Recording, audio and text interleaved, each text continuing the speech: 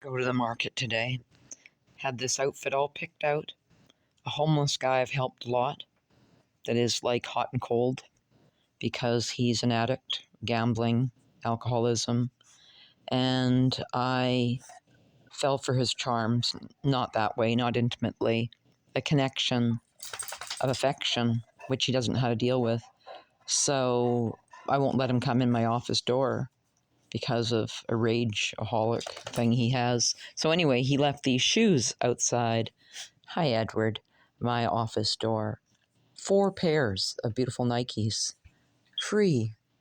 Probably for all the disgusting letters that he left for me other times. So that's why he goes nowhere. And no one's even been in here, like less than a handful of people in 2 years and 3 months, for many reasons.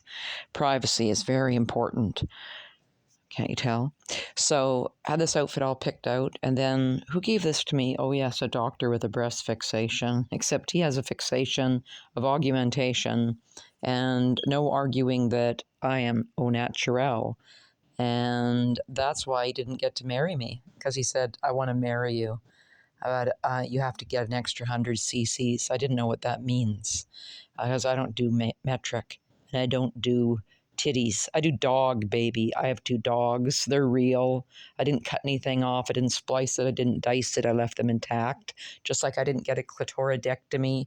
I'm not getting a titidectomy either. So I'm a little peeved off right now because some controller has been pestering me. I said, you keep on trying to get my attention by doing this ill behavior. You're either going to cause me to expire, like die, or I'm just going to walk away, disappear. And I will. And that's the thing with kind people. Narcissists feed off of us if they get their supply, if we react. Stay firm. You know, there's a thing about when you're 17, 18, 19, 14, 13, whatever the hell it is, when people start giving in. And when you start giving in, that's already rape and pillage. That's grooming. That's dooming. That is just beyond assuming. So anyway, I feel this really cool. This is from an Italian place.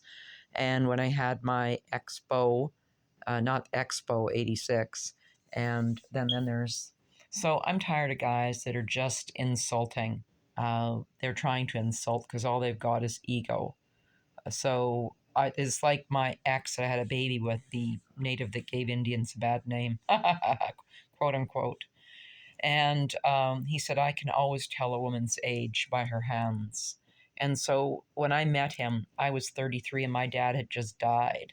And he hadn't quite smashed my head unconscious in a bathtub yet, and then blamed me for that, of course. And I believed it. And then when I had my son by him 3 years later, what a gestation, the only thing that came out of that relationship was I was meant to have a baby by him, period. That is it. He wasn't even meant to be a father. He's not a father. Kalen is stronger than him. He's a better father than him. And he was once an amazing son. I'm sure he will be again. And so these jeans look good, and I'm really drained because the drug addict that was so real and loving and sweet and intimate of the heart was a gift. And I went a night without sleep, going outside, feeding him, giving him a blanket to keep. And I feel so bad, almost guilt, that I didn't help him again or give him a phone number or something, because I guided him, and it was a very deeply touching experience. And then I shared it with a controller who didn't deserve that. I said, I'm never going to share a thing with you. You will never see a teardrop of mine. You will never have me share something intimate that touches you and did touch you so much that you actually thanked me for once. I'm going to tell you guys, you keep trying to control lovely, kind women with or without breasts. You are not going to get anything except your deviant, ugly, miserable self looking back in a mirror. And lovely women and guys, like my son is a lovely male, protect yourself, wrap yourself in white light, and put a mirror around yourself. So that when that ugliness, because they hate themselves, that's what they despise. They don't despise you. They want to be everything that you are because they are not much at all. And I'm telling you, at almost 64, it doesn't change. The vermin gets squirming and they get lower and they get stinkier and they get more vile. And if you allow them to, they'll just tear you apart because they'll do that before they'll do a sit-up, a push-up, a pull-up, or pull their effing pants up and wear it bagging down because they're big fucking honking belly. And I tell you, a real man does not ever put a woman down. Never. I have watched some guys almost attack me when I was out with my dogs recently. It was disgusting. And then a girl almost attacked me. And I said, "What's your name, sweetheart? I'm going to go now." I helped her about, some things were happening around her and people wanted to pick her up. And her boyfriend committed suicide and made sure to call her at work so that she'd be there so he could do it right in front of her work. And she said, "My name's Fire." And she went like that with a lighter at me. Oh my, so many craziness is now the norm and it's accepted and enablers everywhere. I helped a guy and he was saying to this other guy beside me, "Hug me then, hug me right now." I said, "You know what? He doesn't have to hug you. Nobody has to hug you. He doesn't have to hug you, so leave him alone." And then that gave the guy, these are grown-up guys, I don't know, 27, 32, they're not grown up. And then the guy said, "I don't have to hug you. I'm not hugging you. Leave me alone." And it was just obscene. I watch people Jekyll and Hyde. Again, I watch them with their mask on. Oh my God, they're good. They're so good, all these people that wear their masks night and day at a bar, out of a bar, in a coffee shop, whatever. I don't go to any of them. I just go buy them. And I don't go buying things there. I sometimes am a socially integrative butterfly. And she loves the light. And sometimes the dark wants to come near. So let's look in a mirror. Okay, so I want to thank Mikey, without his Mikey, for these shoes. They might be a bit small. And I finally put that damn computer together, and I took it to someone's place who is nothing to say about him. And then Mikey on a bikey left these at my door, and then he left these at my door. I take a size 9. I don't care if they're used. I don't have to wear them in or wear them out. So I'm not going to go outside right now, I guess. I'm going to take the dogs out. I wish that the homeless guy was around. I feel like something terrible is going to happen to him. And I know I made a big impetus in his life, and I feel sad for him. And I'd rather be around people like that, helping them and touching them, than idiots wanting to touch me. Some guy donated 25 American dollars. And might as well be a peso. Bless you, just the same. What do I get for that? There's nothing I want more than to show you my erection. I said, basically, join the lineup. Every guy like that wants to show a gal his erection. It just blows my mind. So it just reminds me of the idiots when I was, and I'm itchy now. I'm tired, that's why. And I was a virgin until 17 and a half. I thought the guy was my boyfriend. I just realized in the last few years that he actually raped me, because the top lawyer in the valley that I was babysitting his kids, more like him, and he told me Clark Dental has a paternity suit out pending, and then he's already had one that his parents are paying for. He's 25. And he raped me. He forced himself on me and in me, and he called himself horse. So I developed a series of jokes about horses, Katherine the Great included, and I made everything light and funny, and I minimized the pain that was done to me, and also to my mother, who was upstairs, who heard it all and saw the bloody sheets. I didn't know I was going to talk about this, but it's too tough titty. Yeah. So then there's a guy I met that took a picture of me on Hasselblad last night. He was a little bit infatuated with those as well. And, I said, I can just be me now. Because all these people have these, people, not just girls, have these augmentations, these fake titties, these tit jobs, boob jobs. And so people leave me alone. And they have this thing about fat shaming, this shaming, that shaming. So what am I going to say? I'm going to say, hey, are you a tit shamer? You trying to tit shame me? I mean, it's just so absurd. All of it's absurd. And then I went like this when the guy was doing the Hasselblad. I said, I just got a little butt, a tight little one. He said, oh, you got a great ass too. And he said, why are you single? When was the last time you had sex? This, how old do you think I am? And I said, 59. He was blown away. He said, oh, most people think I'm in my 40s. He said, I dye my hair, but it's completely gray. I said, I never knew. Like, I didn't know. I wasn't trying to know. I knew he didn't have a toupee. I just didn't judge him. I just, he's got some hair. A lot of guys don't. It wasn't even a fragment of my thought. And it was the mustache. And he said, yeah, I don't know what it is. Young girls come up to me. Guys stop me in the middle of the street and they say, great mustache. And I thought, that's a bit weird because it to me, it's not, but no comment. Pencil, kind of Mussolini type mustache, like penciled in almost. And it's a thing that was a detractor for me and not an attractor. But I didn't say anything. I just said that, I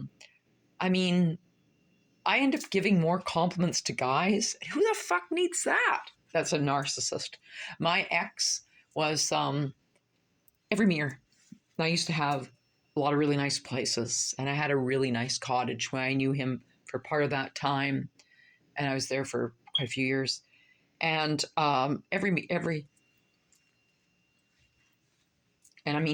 he was a very handsome guy, and he had an issue about being too short because he was only 6'2". How absurd is that? And it's like, it was never about, and I was stunningly beautiful. Where's my picture? So right now, I'm going to tell you, I haven't slept since yesterday. I woke up at 2 p.m. I am so burned out right now from a selfish guy that's a controller that's telling me how hot it's supposed to be, 21 degrees. Do you think that matters to me when there's people dying and it might be their last fatal injection and I held their hand and I felt their soul? They might be dead tomorrow. That's a gift they gave me. Yet I'm the gift. I'm the gift. And when an asshole tries to wipe his dirty fucking little whatever on you, don't let him. And there's gals like that too. I don't have to explain this to anyone. So, I know why Gandhi died. I know why Marilyn was murdered. I know why Gandhi was murdered. There are very few strong ones. There are so many weak ones. Don't you dare let them take any of your light away. I was going to go to the farmer's market. I had this outfit I think is so cute, but I don't want it to be an act. I want to just not give a shit that I'm getting older, that my hair doesn't look great. It's totally natural. And the guy, when he photographed me, wasn't flattering. A lot of guys don't want me to look good. They're in competition. That's what I said to the guy with the Hasselblad and the $4,000 tripod and the Audi, the fastest Audi SUV on the planet, goes 300 miles per hour, and he had at the racetrack, adrenaline junkie. That is not my kind of guy. Then the last words with him, he said, I bet you 80% of these people on Granville Street have herpes. And I said, yeah, apparently the numbers are pretty high. It was a test. It was a test put out there. And he said, that's when he led up to, when was the last time you had sex? And it was many years ago. And then he said, I guess that's what happened when women get older. Just like my former landlord, one many schmucks, he said, "You have to come upstairs for a drink sometime. My mother had just died, lost a ton of weight, couldn't keep any weight on. I looked very beautiful. I didn't know that. Nobody was telling me. My son was showing me I was beautiful, my heart. A cat came in every morning to our bed and slept, and then went wherever it went. So my dirty landlord, he said, come upstairs for a drink sometime. We'll have a drink." As I still pay rent, and he wants to sleep with me, obviously, but he wants me to pay for the non-privilege. And I say, "I don't drink." And he says, "Oh, that's okay. I had another tenant, and she was a lesbian. That's all right." So he was intimating, putting it forth that I'm a lesbian because I didn't want to fucking have a drink with him. Because he didn't turn me on. He was foul. He smelt without even opening up his orifice. Well, that reminds me of some comedy I have that I have to write down. And it's really wicked. It has to do with the Supreme Court of Canada and the judges and the lawyers. And with comedy, you can get away with anything. Anyways, it's going to be a long one, so I better shorten it. So this is a top, and I've turned into a sweater, and it's about 15 degrees out right now. That could be 18, and I'm not in the mood to care. And I love the sunshine. I've never lived in a dark hole like this, but there are darker holes than this. And they have names. And they live in sunny places, and they don't even know what the effing weather is. They are so cold.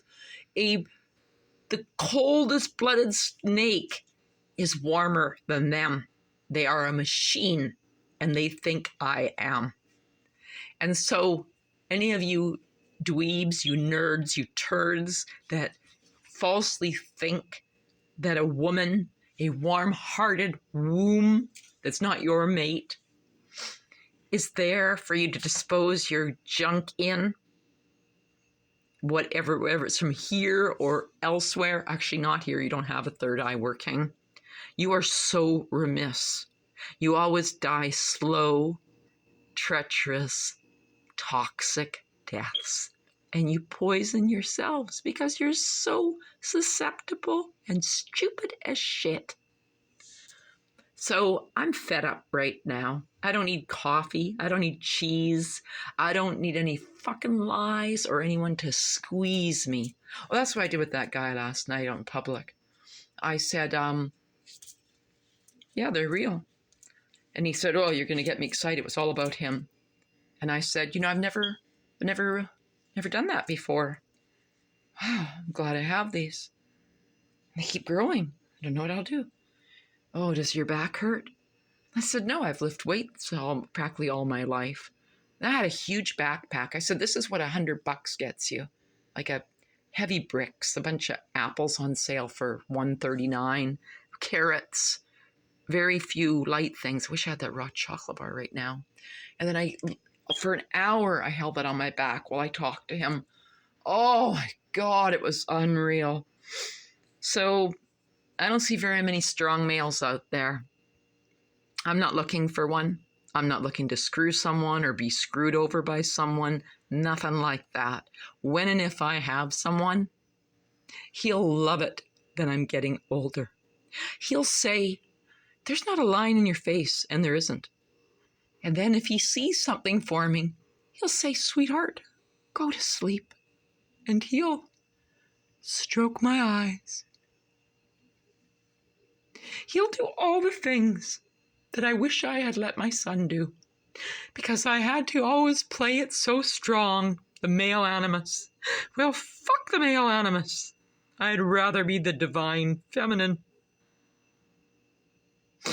You force us to be masculine. We don't emasculate you. You hate your mother. And I've met some of your mothers, and they're lovely, and you're killing them off. Because you're a fucking whiner at 60? Hey, Grandpa, fucking grow up by now. You don't have to have kids to be a grandpa. You're acting like somebody's great-grandclaw. So go and claw elsewhere. There's nothing worse than a guy that fucking whines as a sissy. I don't do diapers. I did my son's because he was a joy and it was a necessity. And they were the cleanest diapers because they were made of my milk. A lot of people have developed major neuroses, beyond anxieties, psychoses, because they didn't get the mother thing right. Some guy said something about healing the mother wound. Do I have a mother wound? Oh, where is it? Does my son have a mother wound? He might have that because society gave it to him. The psychophantic system gave it to him, but he's only 28. He has time. I don't give up on my own. I bred him, and I have never bled him, and I was bleeding all over him, and he came through that blood.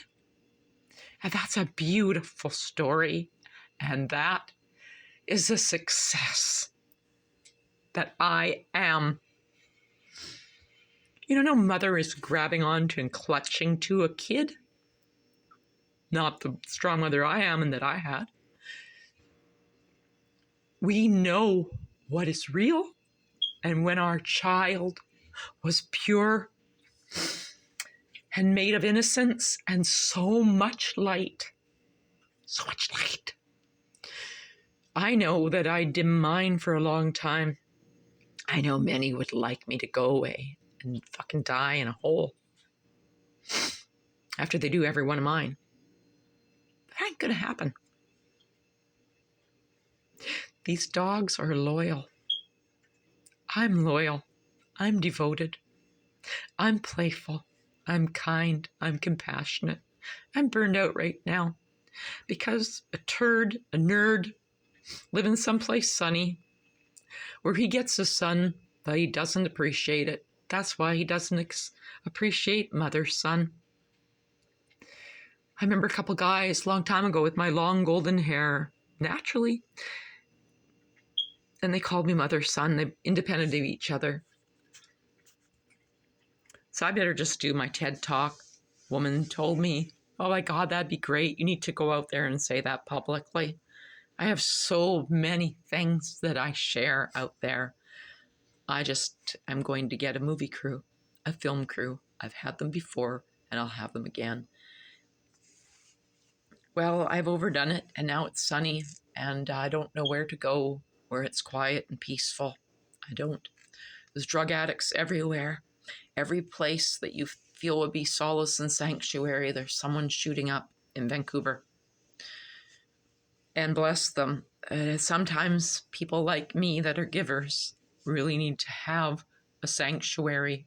And I don't have that right now where I'm barely living. Isn't that pretty? That's so pretty. I just ache for kind people, loving people. So please give. Being, as in human being, as in being, not doing, beingoflove@gmail.com. Beingoflove@gmail.com. Via PayPal. Thank you. That's my book. You can buy that on Amazon, please. And that's my email. And I'll sign it. Much love and light to beautiful you. From exceptionally, inordinately beautiful, blessed, angelic me. Freely, unconditionally, Katherine.